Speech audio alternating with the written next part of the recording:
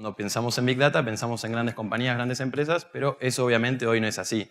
Cualquier pequeña empresa con un fee mensual o anual muy bajo de 9, 10, 15 dólares puede acceder a muchísima información vinculada a lo que se conoce como Big Data, ¿no? Edmond Locard, que es el padre de la criminalística y de la ciencia forense a principios del siglo XX, fines del siglo XIX, tiene esta frase que es como el lema de la investigación policial, que es todo contacto deja huella, ¿no? Entonces, en la realidad virtual, en la nube, en Internet y demás, también este principio de la criminalística del siglo XIX se hace presente y sigue vigente, ¿no? Algunos dijeron en su momento, ya hace varios años, que los datos son el nuevo petróleo, ¿no? La energía económica del siglo XXI es la información, son los datos. Y el Big Data, que incluso ya se está quedando perimido el término y el concepto, actualmente se habla de unos lake data, o sea, unas búsquedas de información en algo que son como constelaciones al estilo lago, pero bueno, paréntesis. El Big Data es como la expresión actual más potente de esa acumulación, análisis de información y las consecuencias para toma de decisiones y tendencias que esa información puede implicar. Tanto para el sector privado, ONGs incluso, también cuando hablo del sector privado hablo de la sociedad civil en su conjunto, que utiliza relaciones voluntarias no coercitivas, y para el poder gubernamental, ¿no?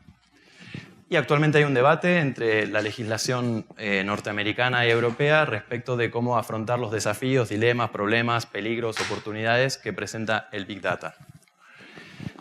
Algunos datos, voy a pasarlos por arriba. Básicamente, la síntesis de todos estos datos es la información es impresionantemente grande, ¿no? Listo. Entonces podemos graficar eso con distintos datos más o menos pintorescos, ¿no? Voy a sintetizar algunos simplemente. El primero, en los últimos 2 años se ha creado el 90% de la información que actualmente está en la nube, ¿no? Entonces, para tener una idea de lo que eso implica como crecimiento exponencial, ¿no? Eso significa que en los próximos 2 o 3 años ese 90% va a ser tal vez solo el 60% por el volumen exponencial de crecimiento de información, ¿no? Cada segundo Google recibe 40.000 inputs de búsquedas de información, lo cual implica 1.2 trillones de búsquedas anuales. El año pasado, en agosto del año pasado, 1 billón de seres humanos ya eran usuarios de Facebook y la información está desactualizada ya por más de un año, ¿no? Estoy en el tercero, en 2015, 1 trillón de fotos fueron sacadas y compartidas online. Para 2017 se calcula que el 80% de las fotos serán sacadas por teléfonos smartphones. Pero un dato que en su momento me llamó la atención, para tener una idea de la potencia que tiene el Big Data, las iglesias norteamericanas, no hablo solo de la iglesia católica, sino las confesiones religiosas en Estados Unidos, están utilizando el Big Data para conocer con mayor detalle a sus feligreses, gustos, tendencias, asistencia y demás, ¿no? Entonces, como vemos, el uso potencial del Big Data es variopinto y la cultura anglosajona, que tiene en ese sentido una actitud un poco más desprendida o desencarnada respecto de lo que implican los datos para la persona humana, aparentemente no ven un conflicto entre la búsqueda de información para ofrecer un servicio a sus propios feligreses de mayor calidad, mayor precisión y demás. Entonces, lo que decía recién, uno de los datos más potentes como para tener idea de la aceleración de la acumulación de información es el hecho de que la información mundial actual, el 90%, ha sido creada por todos nosotros en los últimos 2 años. ¿Por qué Big Data? O sea, Big Data no es un montón de datos, ¿no? Sino que es un salto cualitativo mayor, ¿no? Aquí algunas características, ¿no? Lo que se conoce como dato pequeño, acumulación de datos pequeños, son simplemente gigabytes y terabytes. Aquí estamos hablando ya de petabytes o exabytes, como elevado a la potencia, ¿no? Suelen ser datos que pueden estar centralizados, son los típicos datos que manejan las bases de datos contables. También me imagino que en eso tendrán más experiencia que yo, el sistema SAP, distintos sistemas de bases de datos, herederas, ¿no? En su momento de los antiguos sistemas de bases de datos de ordenadores de Windows y demás. Es estructurada, son modelos estáticos y estables de análisis de la información, mientras que el Big Data supone una distribución descentralizada de esa información y trabaja con información estructurada y semiestructurada. Vamos a ver después con algún ejemplo a qué se refiere eso. Y establece patrones de la relación totalmente complejos, ¿no? Eso aparentemente es positivo. Vamos a ver que uno dice, bueno, inicialmente quizás la visión que tenemos así intuitiva del tema es bueno, Mario, es tanta información que, el anonimato está dado porque somos muchísimos, ¿no? Si fuéramos 2 los que estamos actuando en Internet, estaría un poco preocupado, porque el 50% de posibilidades de que lo que una persona, un tercer ojo esté mirando, se podría corresponder conmigo. Pero aquí somos tantos y es tanta la información que parece que cuanto más ponga, más colaboro a hacer casi imposible de manejar ese volumen por terabytes, por exabytes de información que hay, y la mía está ahí perdida como una gota en el océano, ¿no? Entonces, por sintetizar, la información se convierte en Big Data cuando este volumen de información no puede ser manejado por instrumentos convencionales. Para tener una idea de un instrumento convencional es la base de datos que maneja, por ejemplo, la lotería. En España la lotería es una cosa muy extendida. La lotería de España, todos los fines de semana hay sorteo del Niño, de Reyes, de Navidad y demás, son volúmenes altísimos. Y hay una base de datos que maneja la información de todos los números emitidos por la empresa, por la lotería, todos los números ganadores en el historial, en toda la historia de la lotería. Y todo eso es una base de datos small data, no es big data, ¿no? Entonces, para que tengamos una idea, si eso es small data, big data es una cosa mucho más voluminosa. Entonces, esto, como decía, es un desafío tanto en oportunidades como en potenciales peligros. Por seguir teniendo una idea de cómo utilizan las distintas empresas, ¿no? Actualmente sabemos que hay una especie de competencia entre Google, Twitter, Facebook, estoy olvidando un cuarto actor en el escenario, que están tratando de generar lo que es un usuario único. Vieron que muchas veces cuando te logueas en alguna página, en una tercera página, te dicen puede loguearse con Facebook y simplemente con eso simplifica el proceso de registro, ¿no? Algunos otros te piden simplemente, o las opciones, te dan las opciones, o te dicen solo Twitter y demás, ¿no? Entre estas grandes empresas está habiendo una lucha por justamente poder acceder a lo que se conoce como el usuario único. Es decir, ser un solo nodo de información de una persona en multitud de dispositivos, de redes sociales y de centros de información que manejen bases de datos, ¿no? Por ejemplo, Twitter se emiten 340 millones de tweets por día. Las transacciones bancarias con tarjeta de crédito, que también está poco a poco pasando a ser algo de la prehistoria, se calculan por 10.000 cada segundo en todo el planeta. Entonces, y Walmart, por ejemplo, la información que recaba de sus clientes alcanza 2.5 petabytes, o sea, muchísima más que terabytes cada hora, ¿no? Entonces, lo asombroso, lo bueno y lo desafiante moralmente es que toda esa información, aunque sea estructurada o semiestructurada, después veremos en qué consiste la diferencia, puede ser analizada y evaluada, y se pueden tomar decisiones sobre esa información, ¿no? El 80% de la población tiene actualmente acceso a un teléfono móvil, con lo cual toda esa información que está en el móvil puede ser acumulada por alguien que tenga acceso a esa información que tú dejas cuando interactúas en la red. Y bueno, lo mismo los datos ahí tenemos de lo que es los usuarios de Facebook y de Twitter, como las principales redes sociales que ya todos lo sabemos, ¿no? Hace un par de años se hizo una encuesta en las SMEs, en las pymes, en las pequeñas empresas y medianas empresas alemanas, sobre qué consideraban ellos que podía aportar a las pequeñas y medianas empresas la introducción del Big Data en las transacciones comerciales de esas empresas. Y después se traqueó la intuición de estas compañías con un análisis de campo de cuáles son las posibilidades, ¿no? Y hay cierto consenso que puede implicar, por un lado, un ahorro en costos comerciales de negocio del 60%, una mejora en la ventaja competitiva del 35% promedio en estas empresas, un potencial incremento en las ganancias, en los profits, en los beneficios de las empresas del 35% y un margen ahí de incertidumbre del 3% más o menos. Pero en general eso está bastante claro en el mundo de la empresa que hay más opciones positivas que negativas en la incorporación de lo que es el Big Data a la actividad comercial. Jeff Bezos, me imagino lo conocerán, sobre todo si hay gente aquí de entrepreneurship. ¿Recuerdan en qué año crea Amazon? Y Amazon inicialmente, era una empresa tecnológica. Amazon inicialmente era una librería y él la crea en 1997. Y al principio tiene editores de libros físicos, ¿no? Y lo asombroso de Jeff Bezos es que supo ver ya en 1997, o sea, no es que sea una persona particularmente amante de los libros, ni de la cultura literaria, ni nada, pero él se le preguntó en algún momento, en esos años, y como queda confirmado con el tiempo, por qué se mete en el negocio, en la industria del libro, ¿no? Y el argumento de él, la respuesta de él fue, porque quiero venderle a los clientes, quiero conocer al cliente y le quiero vender a los clientes de todo, ¿no? Entonces, básicamente, eso fue lo que logró muchos años después con Amazon. O sea, Amazon actualmente, el volumen de negocios que es venta de libros y libros físicos es minoritario, incluso ebooks es minoritario, y actualmente en España, conocidos, amigos y demás, hacen la compra del mes, de la semana o de lo que sea, las pilas las compran por Amazon, y es una tienda donde actualmente te pueden vender de todo, ¿no? No simplemente productos, consumos, servicios, dispositivos electrónicos, un mediador. Saben que, por ejemplo, ya esto también tiene un par de años esta noticia, llegó incluso él a patentar un sistema por el cual el conocimiento que tiene de todos y cada uno de los usuarios de Amazon es tan grande que él sabe y cree que ya tiene la tecnología para poder predecir cuál va a ser tu próxima compra. Entonces, no es una persona torpe, no es que lo está haciendo simplemente por una intuición, no se lanza a patentar algo, sino cree que tiene un margen de verificabilidad bastante alto, ¿no? De hecho, toda la presencia del Big Data, esto creo que sí también les suena el nombre, ¿no?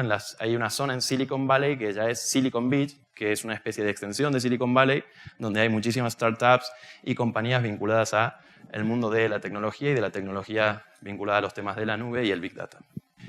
Entonces, la pregunta nos podemos hacer como usuarios, ¿no? ¿Qué se puede saber de nosotros, ¿no? Entonces, creo que ya todos sabemos que ellos pueden saber lo que compro, lo que comunico en las redes sociales, dónde estoy, la geolocalización, datos legales, cuando pongo mi DNI, cuando contrato algún servicio, lo que gano en función de lo que gasto, en función de lo que ingreso, las transacciones bancarias, ¿no? Es como que eso es lo básico que creemos que ya fácilmente cualquier persona puede individualizar de cada uno de nosotros, ¿no? Y aunque eso sean millones de datos por segundo, actualmente justamente lo que permite el Big Data es un procesamiento de esos datos donde puede haber una identificación interesante de cada uno, ¿no? El tema es, el argumento vamos a ver posteriormente, que dan algunos, es que justamente lo que al Big Data le interesa son las grandes tendencias, ¿no? La información particular de un individuo concreto. Por lo tanto, el peligro a la privacidad no estaría puesto en juego, ¿no?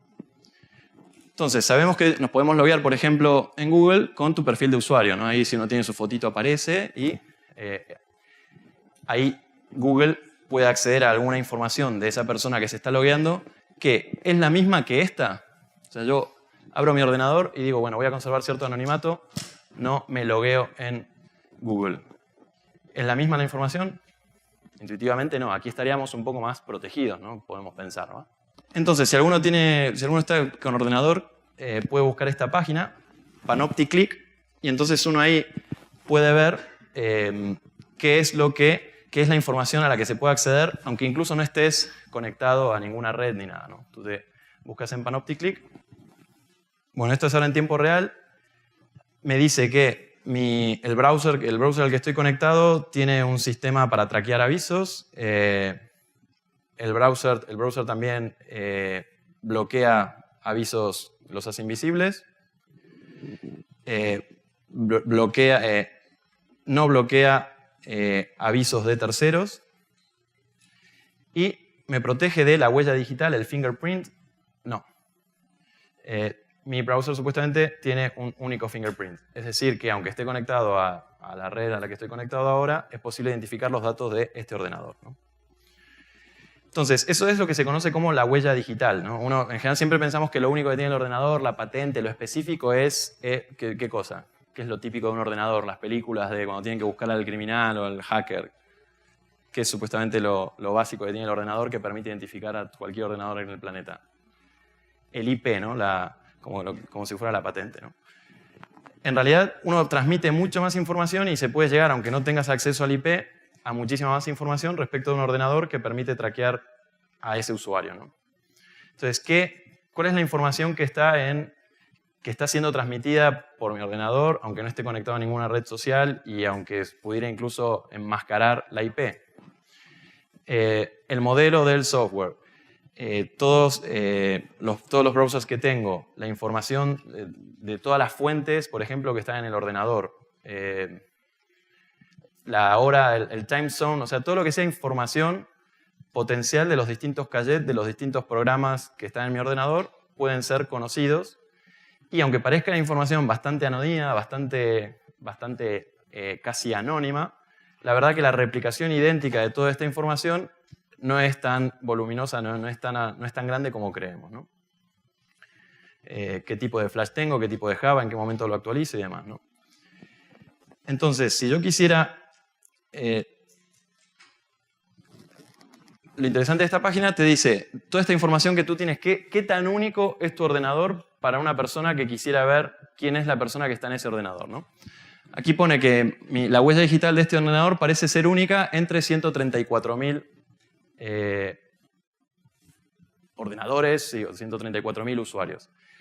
Eso significa que en una ciudad en la cual hubieran más o menos 600.000 personas, la posibilidad de que yo sea, la posibilidad sería 1 entre 5 o 1 entre 6, la posibilidad de yo ser identificado simplemente por toda esa información casi anónima que pueden sacar del ordenador.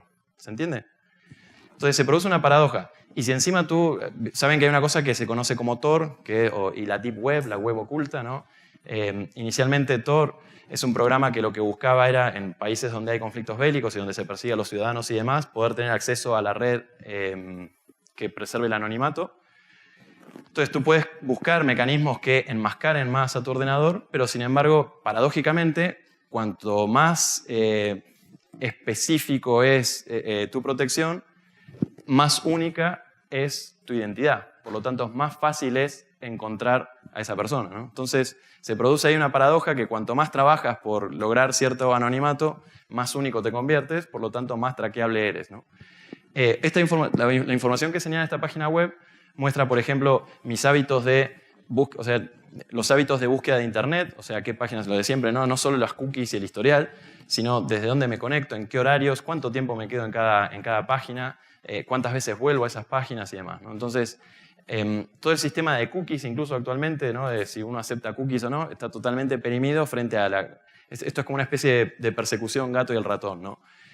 Actualmente hay como muchísimos trucos que utilizan las empresas y demás para que, respetando las distintas normativas de protección de datos, poder, sin embargo, conseguir tener acceso a información específica enriquecedora de ese usuario, que a pesar de que respeta la legislación, le permite a la empresa tener información, ¿no? Entonces, por ejemplo, hay un sistema que habían creado hace poco de poder identificar cada vez que tú bajas una página, las páginas tienen imágenes. Entonces, las imágenes se suelen guardar como en el historial de la memoria para que cuando vuelvas a descargar la página se descargue con velocidad, ¿no?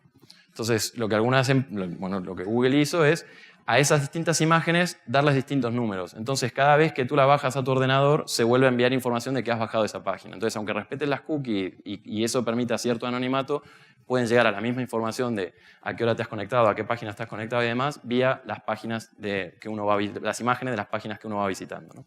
Entonces, lo que comentaba recién, ¿no? Cuanto más buscamos conservar el anonimato, más distintos, particulares nos convertimos, por lo tanto más fácil resulta identificarnos, ¿no? Por lo tanto, la pregunta que nos podemos hacer es si es posible o no la autoprotección, es un tema aquí de moral y que tiene sus implicancias en filosofía política, o si solo estamos llegando, en el caso de las tecnologías de la información y demás, a que solo pueda ser posible confiar en que haya un legislador que vele por nosotros, ¿no? Lo cual sabemos también en la historia que tiene su otra serie de problemas, ¿no? Y después también el hecho de que el potencial conflicto entre el yo personal, el yo físico que está en este mundo analógico y el yo virtual, ¿no? Según algunos juristas y demás, ¿no? Actualmente el usuario es parte de nuestro yo. Entonces, el acceso a ese respeto a la privacidad que tiene que haber a mis pensamientos como ser corpóreo en el mundo analógico físico, debe haberlo respecto a aquellas cosas que como usuario hago en la web, ¿no? Hoy actualmente se puede saber, las fotos que envías, los comentarios que haces, las búsquedas de enfermedades y demás, ¿no? Eso puede dar muchísima información muy valiosa que después puede reverberar sobre ti, nos parece de ciencia ficción, pero ya materialmente actualmente es posible, después esa información se vende a un tercero y si ese tercero es una compañía de seguros, puede tener información sobre ti respecto de qué potenciales enfermedades has tenido, cuáles son tus miedos, cuáles son tus potenciales problemas y demás. Actualmente está muy de moda correr y uno baja aplicaciones para ver cuántos kilómetros has corrido y demás. En general esas aplicaciones te piden, no sé si alguno las utiliza, nos piden peso y altura y edad, ¿no? Y uno va a correr y hay amigos que me ponen en Facebook, hoy he corrido 5 kilómetros y el trayecto, ¿no? Y está todo súper guay, yo sé que Pedro anduvo por la Rocha Pea corriendo, ¿no? La base de datos está integrada con empresas de salud y demás, y básicamente, en función de estos datos, índice de masa corporal vinculado al peso, la altura, la edad, tus hábitos deportivos, hay mecanismos predictivos sobre las posibilidades de que tengas un ataque cardíaco en qué diseño de tu vida, ¿no? Si en los próximos 10 años, en los próximos 20, en los próximos 30 y demás, ¿no? Entonces, informaciones cruzadas de todo tipo generan oportunidades de negocio y generan, por otro lado, uno dice, quiero que sepan esto, ha sido voluntario, cuando yo puse lo que puse, soy consciente de todas las implicancias que ello tiene. Entonces, el Big Data actualmente forma parte de una cosa un poco más amplia, que es lo que se conoce como el Data Discovery y Data Science. Es decir, el Data Science es lo que usa el mundo por ejemplo, de la medicina cuando trata de generar mecanismos de análisis de enfermedades, protocolos de acción contra determinados en la investigación científica, clínica y demás, ¿no? Actualmente se está tratando de integrar eso para poder identificar, en la esperanza, ¿no? Como todos decimos, esto es un fenómeno bivalente.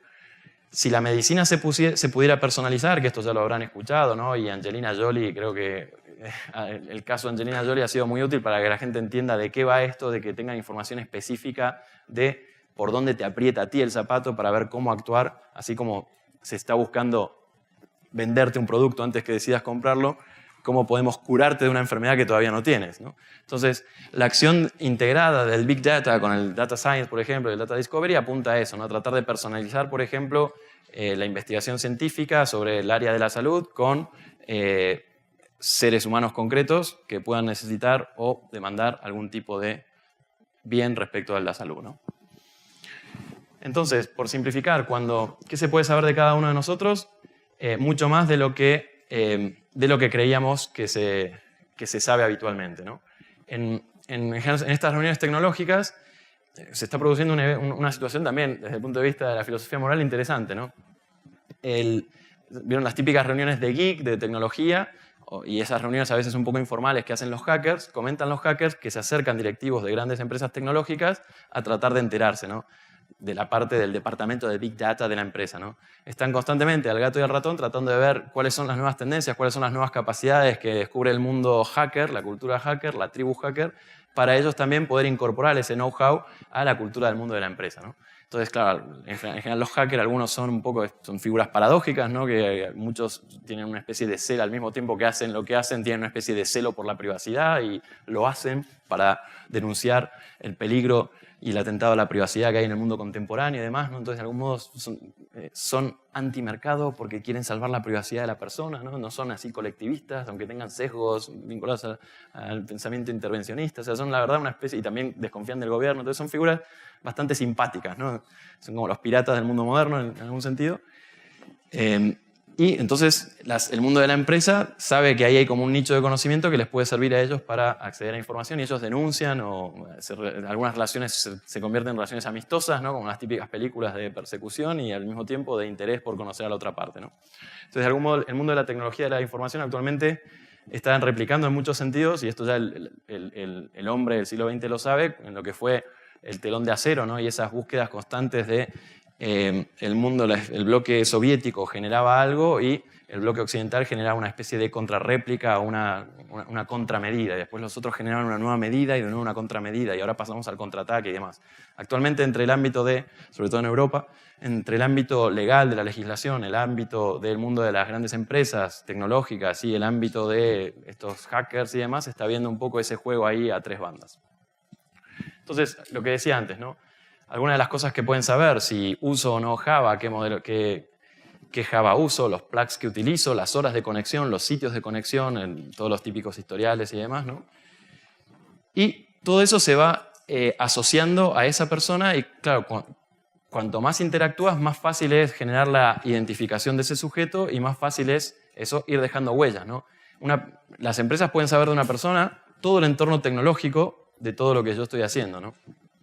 Y si pensamos en el entorno tecnológico es eso, ¿no? No es simplemente las compras que hice o las transacciones o las compras que haya hecho en Amazon y demás, sino también los lugares físicos en los que estuve, por los lugares de conexión. También pueden hacer incluso la conexión obviamente multidispositivos, ¿no? Entonces pueden saber a qué hora llegué al aeropuerto, en qué lugares estuve y demás, ¿no? Y todo eso se construye independientemente de que yo lo haya decidido o no. Entonces ahí hay un punto respecto de la ética de la libertad que es, creo que, un desafío a seguir analizando, ¿no? También Tim O'Reilly, cuando es uno de los autores de lo que se conoce como la Web 2.0, en el 2004 Intel era el Google de la época, y también en esta misma idea de que la data, la información es la energía de hoy en día, él también dijo eso, ¿no? La información, los datos serán el próximo Intel, ¿no? Serán la próxima compañía que irá a la vanguardia, ¿no? Entonces, actualmente, a pesar de que Facebook y Google es la más conocida, ¿no? en volumen de negocio y demás, en conocimiento del usuario, justamente porque empezó hace mucho tiempo, el que va a la vanguardia es Amazon, ¿no? El que tiene mayor cantidad de información personalizada de los usuarios es Amazon. Y actualmente sabemos también, ya les habrán escuchado el término, lo que se conoce como el Internet de las cosas, ¿no? El hecho de, se calcula que, no sé si dentro de 15 años, habrán unos 26 billones, con B, de productos físicos vinculados a esto que se conoce como el Internet de las cosas. Ya la integración total en lo que se empieza a llamar realidad mezclada. Esa distinción entre realidad real o física y realidad virtual quedará perimida y será toda una especie de constelación un poco ahí ambigua, ¿no? Y estos, los dash buttons, no sé si los que están en el mundo de esto del entrepreneurship ya lo habrán escuchado, son como pequeños botones que distintas empresas van sacando, que están en etapa así de ensayo, ¿no? Pero algunos de estos ya incluso han hecho subir las acciones. Telepizza, por ejemplo, es una que en España lanzó esto, se enteraron otras empresas y algunos consumidores que estaba esto y ya querían tenerlo y demás. Básicamente son botones que tú irás poniendo por tu casa y cuando tocas el botón ya se lanzará el pedido sobre la pizza que quieres, a la hora que la quieres traer y demás, ¿no? Entonces, y no porque tú tengas que sentarte a rellenar, y eso es lo atractivo del Dash Button, ¿no? No es que tú te tienes que sentar a rellenar qué día quieres, bueno, cuáles son sus gustos, sino que ya simplemente la empresa tiene tal cantidad de información de ti que saben que si te dan el botón, sabrán qué pizza más o menos quiere, cuándo las quieres, a qué hora, en qué momento y demás, ¿no? Entonces también esto plantea o sea, a algunas personas les suena atractivo, a otros les suena, como se diría en España, acojonante o que causa temor. Pero también genera un problema, un debate respecto de la libertad de mis opciones, ¿no? En el sentido de, también las empresas de pañales para bebés, creo que es Pampers o alguna de estas empresas, también está con su botón, ¿no? Entonces ahí tú tienes al lado del cambiador del bebé el botón, me estoy quedando sin pañales, simplemente un botón y ya al otro día te llega el paquete en tu casa, ¿no? Entonces el problema también es la limitación de elecciones, ¿no? De algún modo, porque conocen tus gustos, te dan más de lo que tú quieres. Y la toma de decisión de uno de decidir otra cosa empieza a quedar como cada vez más obnubilada, más debilitada, fruto de esta facilidad con la que se me ofrece repetir lo que ya tengo. Y por terminar, ¿no? Por mostrar un caso así de lo que decía recientemente, ¿no? Actualmente Instagram está desarrollando y ha desarrollado un software de análisis fotográfico por lo cual, junto con psicólogos y demás, y elenco médico y demás, se puede traquear eso. Cuando uno pone una foto, no hay foto inocente, no hay imagen inocente, no hay comentario inocente. O sea, vas dejando eso, tu huella, y tu huella de en qué proceso vital estás, ¿no? Y Instagram ya tiene un sistema por el cual puede predecir, suena un poco fantástico, prediagnosticar posibles conductas depresivas o trastornos depresivos en los usuarios por el tipo de foto que van colgando en su cuenta, ¿no?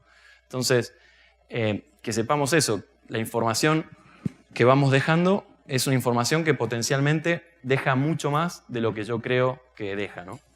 Entonces, puede que a nosotros no nos interese el Big Data porque no tengo pensado desarrollar mi vida profesional por ese ámbito y porque, no sé, no me interesa y sé que soy uno más, soy una gota en el océano y demás, pero a todo lo que es la industria del Big Data le interesamos todos y cada uno de nosotros, ¿no? Y la pregunta de fondo, esto es el debate moral, o me gustaría si alguno un poco se quiere animar a comentar algo, esta idea del yo personal y en qué medida los datos que como usuario dejo en la nube son parte de mi persona o no, en qué medida la privacidad es un derecho que aunque yo no quiera preservar, sería bueno que hubiera al menos posibilidad de que puedan ser preservados para las personas que quieran preservarlo. También algo que ahora está empezando a suceder porque empieza a haber como generaciones mayores que, bueno, ya también lo conocerán, ¿no? Algunos empleados que, bueno, todo lo que es una opción de negocio actual, es un nicho de negocio, de trabajo empresario, es lo que se conoce como el reputation management, el control, la gestión de la reputación de las personas, ¿no? O sea, tú puedes haber puesto la foto cuando tenías 18 años de no sé, la resaca o la borrachera que pillaste en tu viaje de fin de curso a el Caribe, ¿no? Y eso queda por ahí y de repente 5 o 10 años después una empresa traquea tu información y la verdad que no le gusta, preferimos tener empleados dentro del perfil que queremos que hayan tenido una adolescencia medianamente normalita y que no se hayan ido de fiesta en esos días, ¿no? Entonces, hay información que hoy ponemos que nos puede resultar simpática y que nos puede parecer que es inofensiva y que años después nos puede resultar muy sensible y que no quisiéramos que estuviera ahí, ¿no? Entonces decía que las tensiones jurídicas actualmente entre Estados Unidos y Europa están puestas de manifiesto y también el 11S, el 11 de septiembre de 2001, generó un cambio de actitud, ¿no? O sea, durante la década anterior al 2001, sobre todo en los 90 y demás, había como una especie de conciencia en Occidente de libertad por sobre seguridad, ¿no? El 2001 y todo el proceso de defensa, de protección ante este temor globalizado del terrorismo y demás, ha cambiado la balanza y uno puede ver en la legislación norteamericana, europea, todos los avances que supusieron atropellos contra la libertad de las personas y cómo en nombre de la seguridad actualmente hay un control sobre nosotros mucho más grande de lo que creemos, ¿no? Entonces, saber eso, ¿no? Que todo lo que es la industria del Big Data supone que algunas personas puedan tener un gran poder de información, lo cual eso supone una gran responsabilidad o un gran ejercicio de irresponsabilidad. Y quería cerrar. Esto también tiene ya sus años, pero para tener una idea, lo que actualmente se puede saber simplemente con las tarjetas de crédito, ¿no?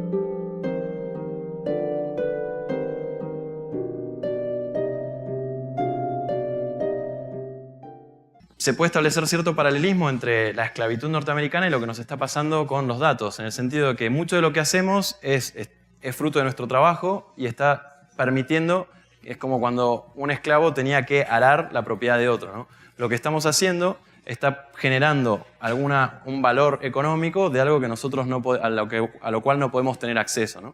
Entonces, actualmente, obviamente, imagínense eso que puede generar, lo que hemos visto. Si tú es como un cono invertido, ¿no? Tú lo puedes ir focalizando hasta una ciudad, un barrio y demás, ¿no? Saber que en la zona norte del barrio de Barcelona, los viernes por la noche, los restaurantes de esa zona acceden a muchos clientes, ¿no? Entonces tú puedes hablar con el gobernador o distintas empresas o decir, bueno, ¿qué tal si hacemos una especie de publicidad puntualizada para que se empiecen a utilizar otras zonas de Barcelona para consumo y restaurante, ¿no? Y unos alemanes, como hay mucha gente que le gusta jugar a juegos, unos alemanes y austríacos hicieron una especie de juego que tuvo Data Dealer, se llama. Supongo que se va a entender con lo que se pone en inglés. Es una especie de juego un poco irónico que trata de mostrar cómo, si quieres ganar puntos en el juego, lo que tienes que hacer es lo que hacen muchos de nosotros, lo que hacemos muchos de nosotros cotidianamente, que es darle muchísimos datos a un personaje anónimo, pero ese personaje anónimo obtiene muchísimos beneficios de eso que estamos haciendo.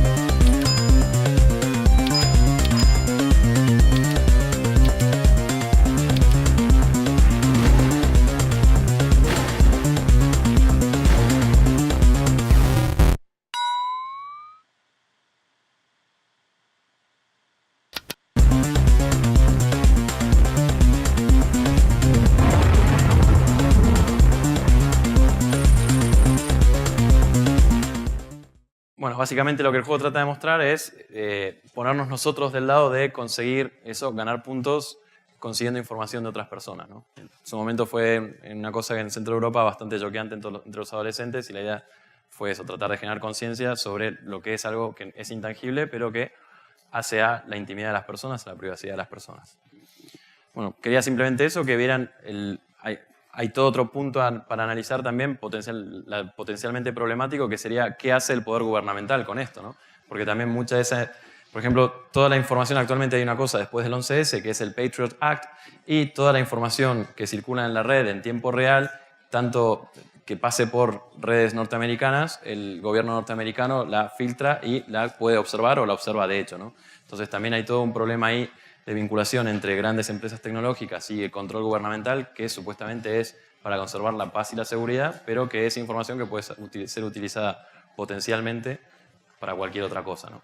Y lo que decíamos antes, tener en cuenta que cosas que hoy son un derecho, los entornos socioculturales y legales cambian muy fácilmente, y derechos que hoy tenemos muy fácilmente los podemos perder en poco tiempo o mucho tiempo, y eso puede suponer que cosas que hoy estamos haciendo y que eran legales pasen a ser ilegales en mucho o poco tiempo, ¿no? Entonces también hay toda una parte ahí potencialmente peligrosa y cuestionable de la acción gubernamental sobre la información cuando está acumulada en tal nivel de cantidad, ¿no?